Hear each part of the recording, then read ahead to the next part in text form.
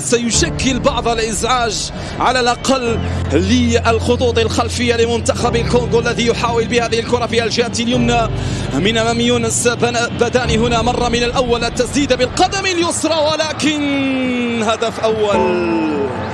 هدف أول لمنتخب الكونغو في هذه اللحظات بعد الخطأ الذي جاء من الحارس ماتياس حماش. منتخب الكونغو يتقدم، منتخب الكونغو يتفوق. تسديدة كانت سهلة للأمانة، تسديدة كانت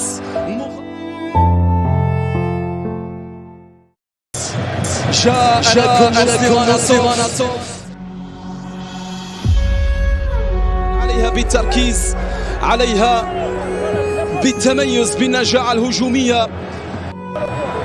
مسلم أناتوف يبحث عن الكرات. هنا شاهين الشتوي، تمريرة جميلة وصلت إلى بهلولي، لمسة جميلة. الله الله الله،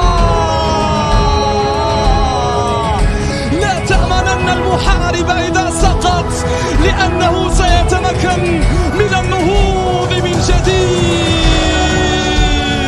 الله يا أناتوف، هكذا نريد الجزائر، هكذا نريد من الفتيان. مسلم أناتوف قال لكم أنا هنا، أنا حاضر، أنا موجود.